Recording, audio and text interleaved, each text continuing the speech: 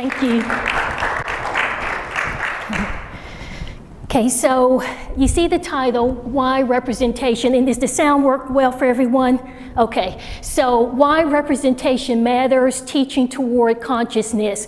So when I was invited or had the opportunity to present, I thought about what is it that I wanted to talk about. And so the classes that I teach currently are field classes and also theory classes.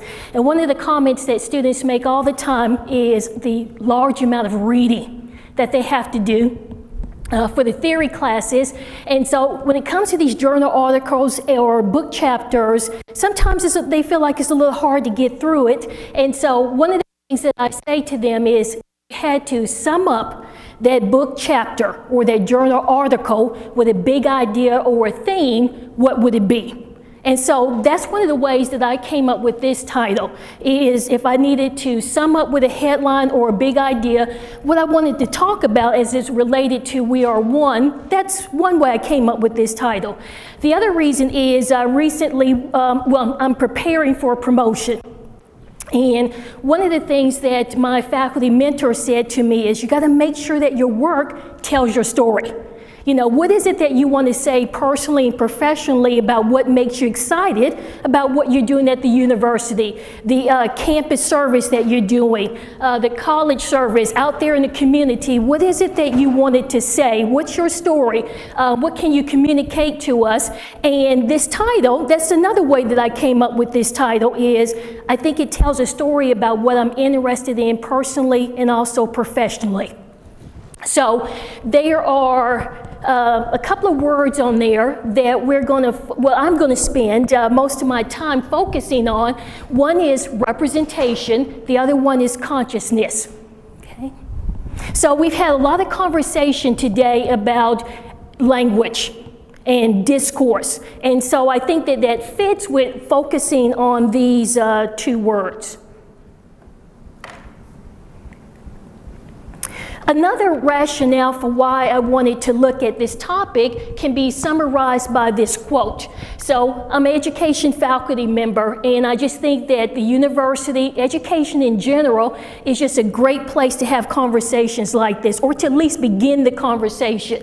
So this is a conversation about hope, about struggle, about getting our students, ourselves to wonder, to justify, to criticize, and also to look towards the future and to have hope. So another reason by which to kind of frame the conversation that we're having today about representation and teaching with consciousness. I'll give you a chance to look at that visual.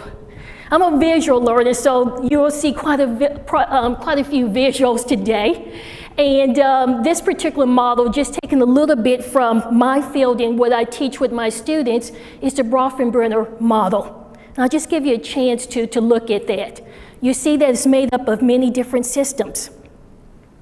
And so there's the student in the middle.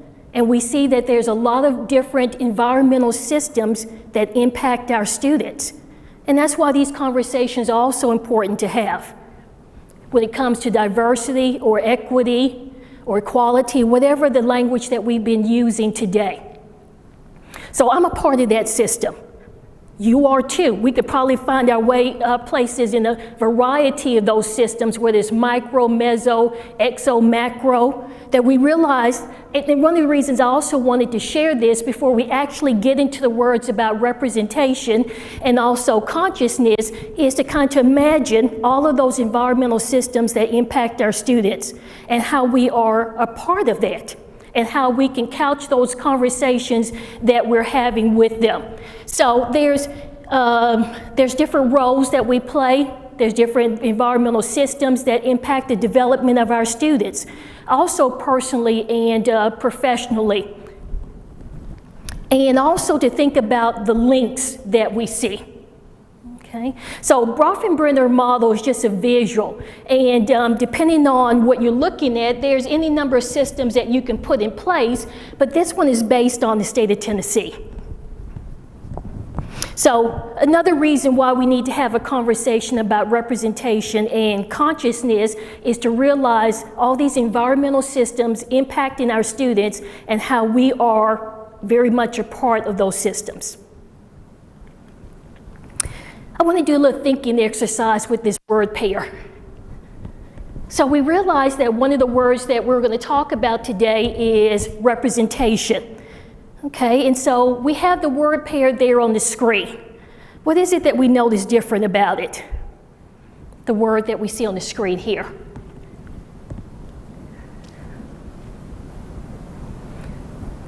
So one, it does have where I have the prefix separated there. So we have represent or represent. Okay, and I want us to think about all the possible meanings that you might take from that. So for just a moment, you can think individually or talk to someone at your table, but I want you to think about all the possible meanings that those words might represent. Okay, I'll give you just a moment to do that, and we're going to add some more to it. But beginning to look at this idea of representation and why representation matters, and want to start off with our ideas about what those words mean to you. Second thing I would like you to do is, what possible meanings do you think our students have regarding those two words?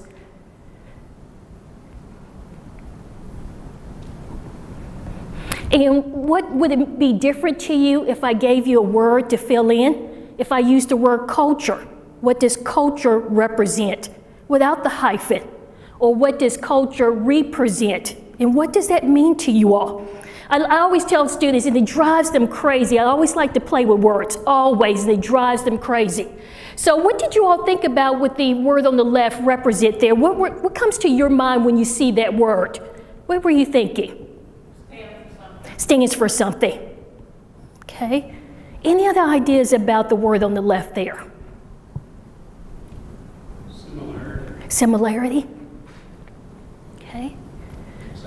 Example. Similar? Okay. What about on the right? What possible meanings, and it is not that I'm looking for the right answer or the answer. I want to know what possible meanings you take when the word is represented in this manner. It's changing. It's changing. Okay. Something done over. So, okay. Maybe in a different way. Okay. Any other ideas about the way the word is written on the right side? Repetitive. Okay. And when I gave you the words such as culture to think about, what possible meanings then do you have? Then do they still align? So if I said culture represents versus culture represent, what ideas do you have then? Maybe you could reshape it in a different way. Okay. When you're going to do represent. It makes you less likely to hold it as one truth, and it's many. With everyone you meet, culture represents itself. Okay. It represents, I think, of trends that come in cycles, you know? Yes. Yes. Okay. And so again, I wasn't looking for a specific answer or had any ideas about a correct answer. Instead, I wanted us to explore those words so that we can begin to talk about representation some more. And I apologize if the text is too small. Okay, so these are images taken from this author's TEDx conversation. And so I'll give you a moment to look at what she has read, what she has said, and you actually see the transcript there on the screen. So this idea about why representation matters. Well, she shares a little bit about her experiences and her own story, and how just in the stories that she has read, how it has made her look at her own life differently. And so that when she started to write at a very young age, I think she mentioned 7, about how her stories, the stories that she wrote, weren't even reflective of her own life. And so this stood out to me. This was like an aha moment to me because, again, this looks at this conversation about why representation matters. All throughout the presentations today, regardless of what perspective we were talking about, a number of the speakers have all commented on allowing people to tell their stories, their own stories. We even heard that at lunch, being able to tell our own experiences. And so, again, representation, whether it's the stories that students read, or even thinking about that Bronfenbrenner model and thinking about those environmental systems that interact with our students and very much shape their development. What stories are we forcing them to say? What stories are we forcing them to write and express? Okay. So, for this particular presentation, I'm not providing the answers or what the specific expectations are, but again, it's important that regardless of what the nature of it might be, the story students are reading, or we left a presentation about transgender, or whatever it might be, we want to make sure that students have an opportunity to express their own stories. And so this is an example from an author. Continuing to be reflective some more. Okay? So I mentioned earlier, and you heard in the introduction, that the students that I work with are teacher education students. And so we often have these conversations about representation because the students often teach as N equals 1. They teach how they have been taught. They teach from their own experiences, their own stories. And so one of the things that we want them to be is reflective, not to necessarily take on someone else's story, but to be careful about that word represent and how they then interpret that and how they're teaching their students. So either that represent or represent of information. So some of the things that I would like you all to think about is have you considered how you have developed your own identity? How is the experiences that you're having still informing your identity or your expression of your story? Okay. And so, me as a teacher and working with students that want to be teachers, it's very important that they are being considerate of that representation and how they are directly a part of that system, about how students might then think about their own identity and expression. I remember one of my students on the reflective piece shared with me, she said, "I don't know what you want me to say. I'm a white woman that lives in the white world and have had white experiences." I've also had a student to say that sometimes they come, and that was reflective, that was deep. And I really appreciated that comment from her. I had another student to say that, you know what, I took my students down to Tremont, and Tremont is down in the Smoky Mountains, and she said they were in the room, and she had her students, and they were looking at films about scientists and people that worked in the Great Smoky Mountains, and she realized that here is a room full of students of color, and everything that they see surrounding them about scientists and how they've contributed to the Smoky Mountains was all of people that were not of color. And so one of the things she immediately did when she got back to school is she had all over the room different examples of scientists, people, either women or people of color or were not born in this country, so that again, she became very cognizant, particularly with that moment, about why representation matters. And so she's telling these students, science is great and be excited about it, and we want you to be scientists, but there was nothing in that moment, in that representation, that would have said to them, I can do this, okay? And that it was very much what shaped the stories that they tell, perhaps as the author that we saw on the previous screen.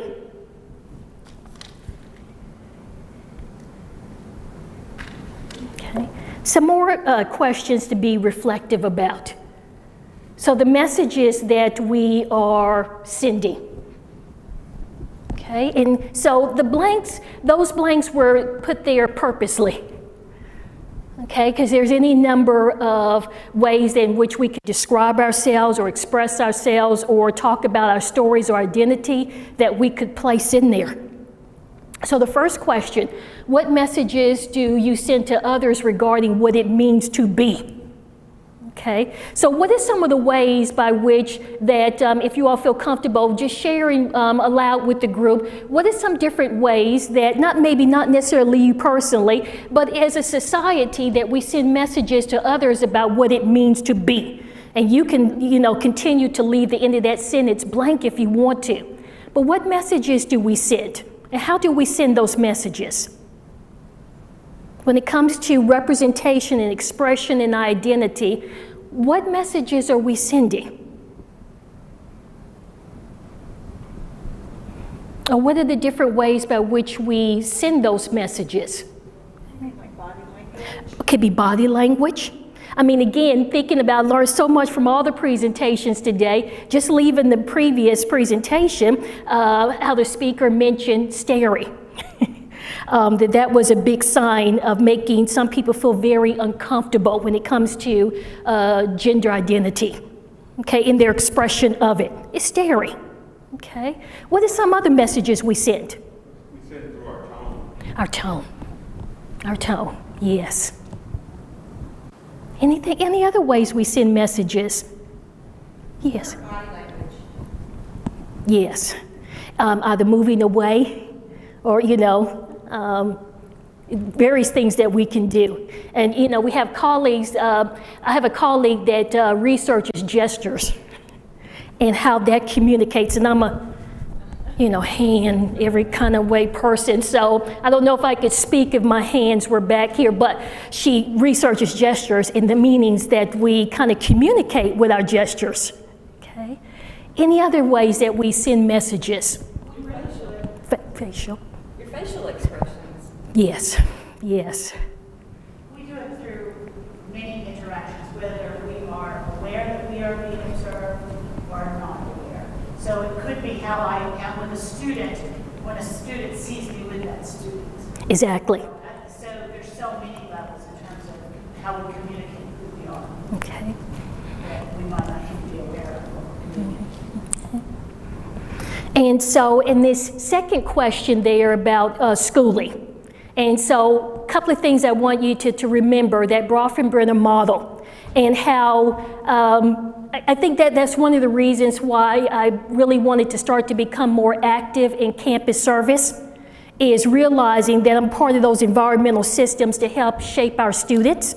And so, in what ways I can do that in a positive manner. And so also to think about that when it comes to that Bronfenbrenner model as well, that whether you're in the classroom with the student or you see them in financial aid or you're part of the athletic staff, whatever it might be, what messages are we sending them about their identity, what they could be in life, that they could be a scientist or whatever their goals are, what messages we're sending to our students. Again, continuing with this very irritating trend of mine and breaking down words. And so when I looked at the topic again, so I mentioned that the word representation was a big idea. And also this idea of consciousness. So for our department, we have book clubs. And one of our books that we were assigned to read over the summer was about teaching with consciousness. And so that's another way by which I was influenced about what I really wanted to talk about. And so why was that word, I thought, something that the author would have selected? And why is it a topic that I thought I wanted to talk about today? And there's some parts of this definition that stand out to me. Being aware. Concern for. And in this example, they're using social or political cause, and also the affect of it. Sensation, emotion, volition, thought, and that is the upper level of mental life. And those were some reasons why this particular word stood out to me, and why I imagined for the author of the book that we read for our book club, why it might have also stood out to that author as well.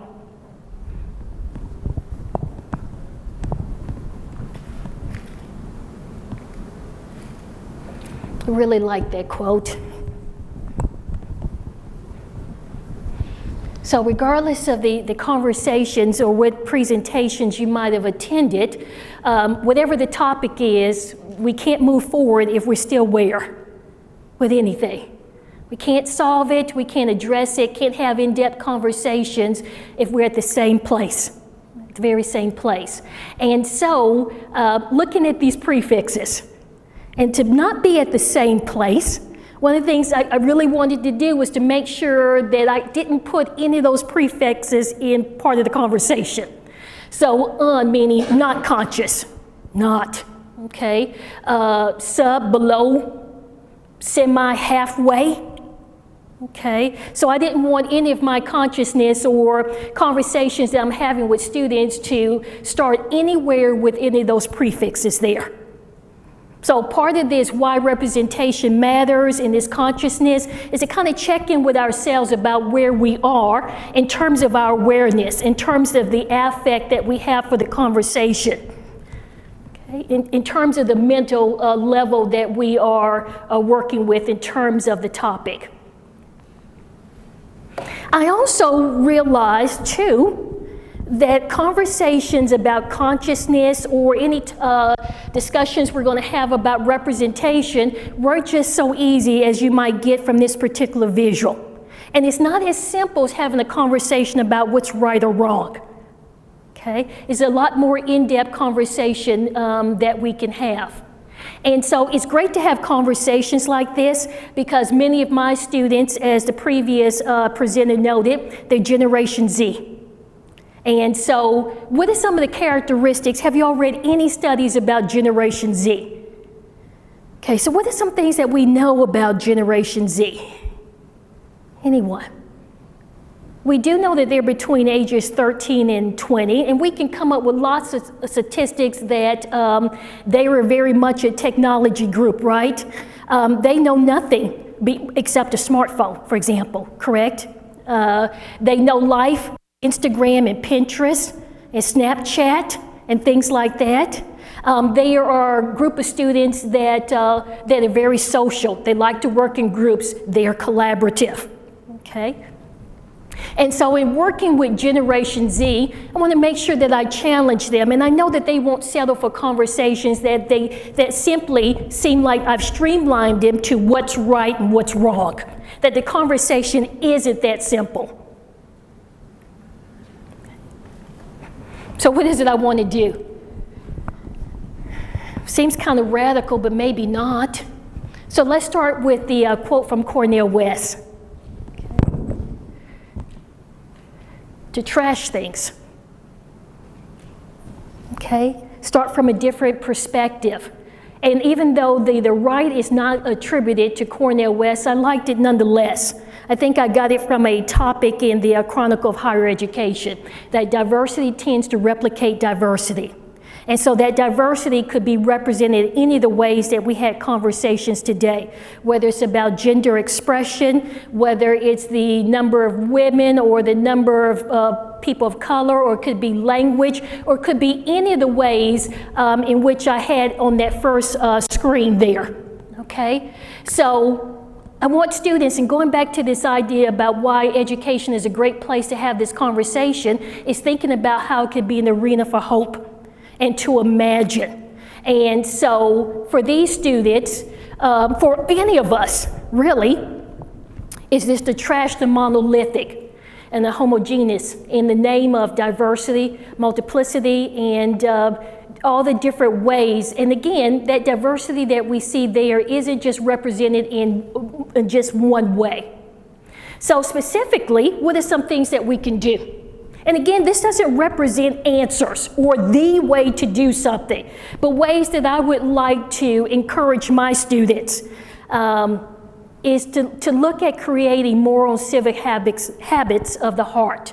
Okay, so when we talk about why representation matters, in some ways I started this conversation off with maybe some ways in which we interact with students, some things that we could do for students, but at the same time looking at the other part of the conversation and teaching with consciousness.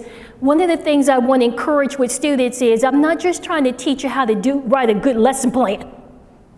Okay, or just simply show pictures of scientists of color. But instead, if we're looking at education as this arena of hope and looking towards the future, one of the things that I challenge myself to do, realizing I'm a part of all these systems that interact with them, is to create moral and civil habits of the heart. And so that dialogue from multiple perspectives as we're having with each other right now. And some of these also tie in directly to Generation Z and the things that they like to do. Being creative and thinking critically about problems. And sometimes you have to have those tough dialogues in class. Fostering a classroom of conscious, and also helping your students to come about having a global and visual perspective. So that all seems very flowery and all sounds really good, okay, perhaps. But what does that mean to you? What does that look like, you imagine? That if we're looking at this topic of having our students to look at consciousness, or me teaching in a way that raises consciousness, and I'm looking at this idea of creating moral and civil habits of the heart. Again, it's not a conversation about what's right or wrong, but instead there's some other ideas. What does that look like to you all? Can you imagine? Because you also interact with students. Maybe not in the field when they're teaching other students, but you will interact with them. How do you think that that looks? Or some ways that you can imagine that that can happen? Present case studies, I do teacher education also. Okay. Maybe challenging the perspective they have on a particular thing, giving them a reading that is not a common view, or something that they have to read and reflect on and think about, well, if this were different, what would the response be? Look at it from multiple perspectives. And particularly, and I agree with you, and particularly with Generation Z, to get them to actually experience it. So getting them out there in those communities, whatever experiences that you're wanting them to then have, getting them out there. So alternative spring break, programs abroad, community service projects in their community, all of those different ways by which we can help our students to see others' different stories, and also raising their level of consciousness as well. Changing the conversations. And posing complex real-life problems. That's another way by which we can teach with consciousness, and also get our students to think about some of these problems or topics that we've talked about today. Any thoughts about what you see on the screen there in this notion of changing the conversations? I also realize that as a teacher, sometimes the way I have to change the conversation is how I do it. So sometimes it's very much in the manner that they're used to communicating, whether it's Twitter or whatever means it might be. And so I think that that's important to say. How many conversations have we seen in our own country where it's taken off via Twitter? I don't personally have a Twitter account, but sometimes I'll Google and read others' Twitter accounts. So sometimes in changing the conversation, it just may be the format in which we do it. And again, that may seem foreign to some of us, but particularly if we're looking at Generation Z, this is often sometimes where they have conversations.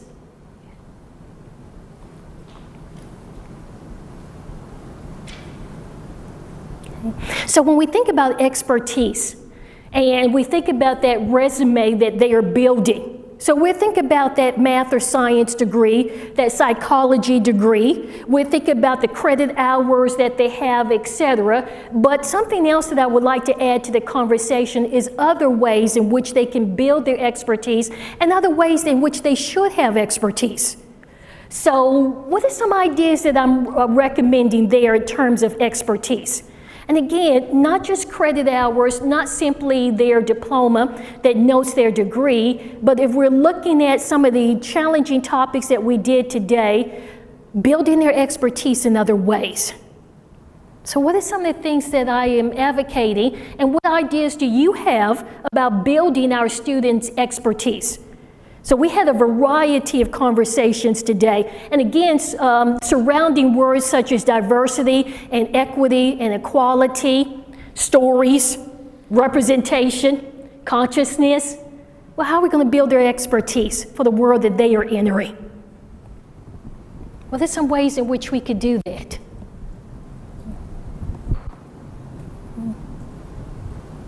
I like where you have students as co-learners rather than adversaries. I teach a senior seminar class in our department, and one of the things they have to do is pick an issue that relates to the family and consumer science profession. And they have to, it's a pair of students, they have to each take a side, and then they have to do the research and look at legislation. It's a big final project in the class, and they have to make a 30-minute presentation to the class. But it's certainly, I mean, sometimes they have to represent, somebody said that this morning, the viewpoint that's not theirs. Yes. But they have to do the research. Yes. And it's amazing what a learning experience it is, because they come back and say, well, I really haven't thought about those things. It might not have changed my position, but I kind of better see, hey, do you understand a little Yes. better? I've made some progress. Exactly. And just this idea of discourse, to get them to read, write, talk to each other about it, and just get used to argumentation in a manner such as what you've posed, I think is a really good life skill, really good life skill. Any other ideas, either about what I've written or any other ideas that you would like to pose in terms of this idea of building their expertise?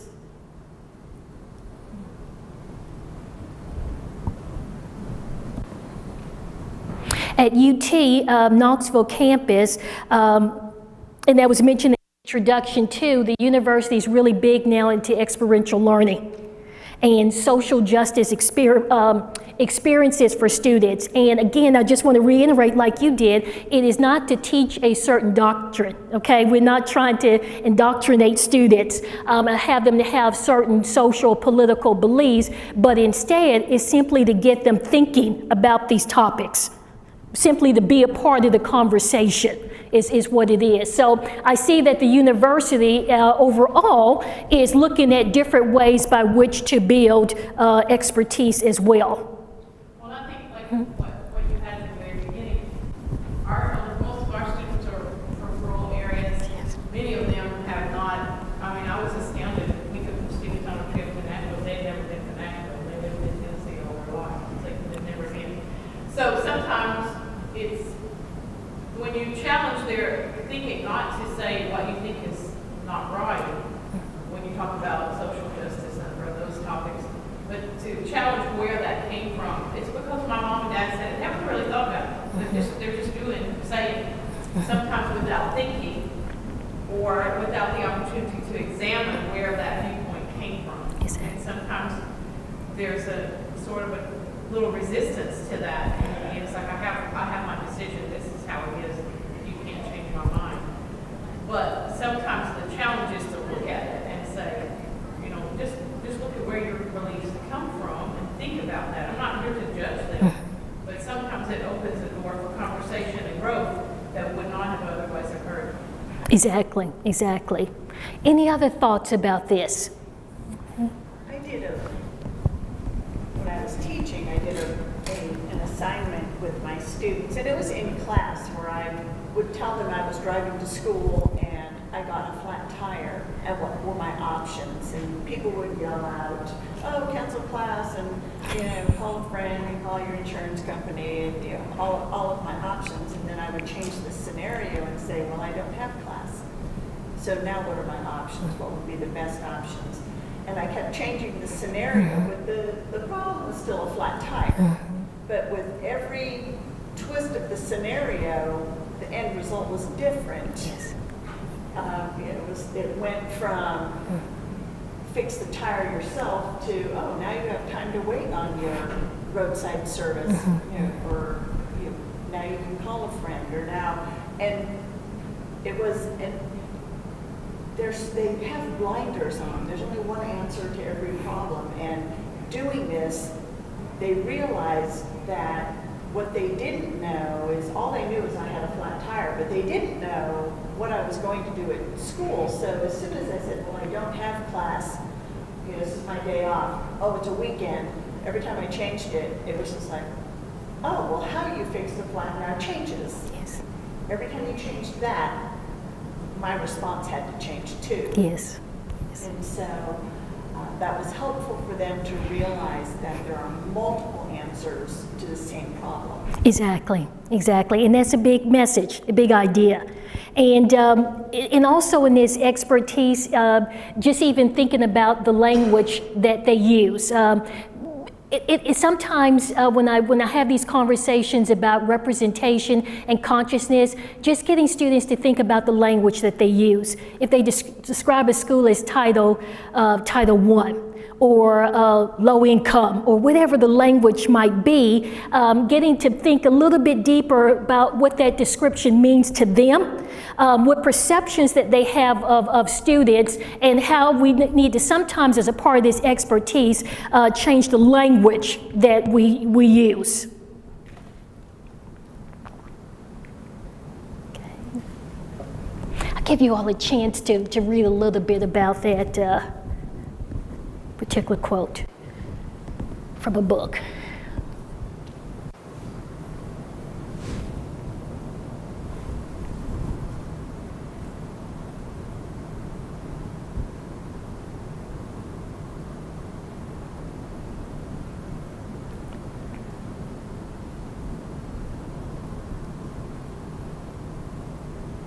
And so that's part of the big idea about why I chose this topic.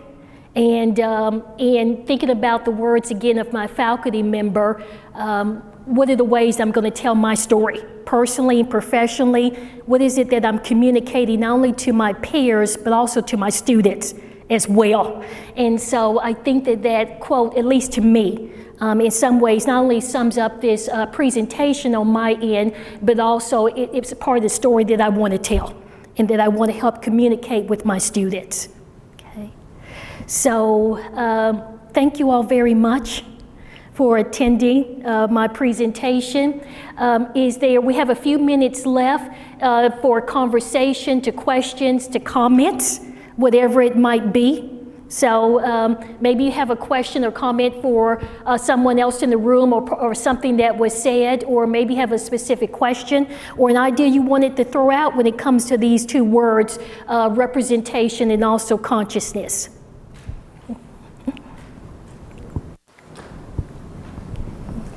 And did everybody see themselves somewhere on the Bronfenbrenner model? Somewhere there. Okay.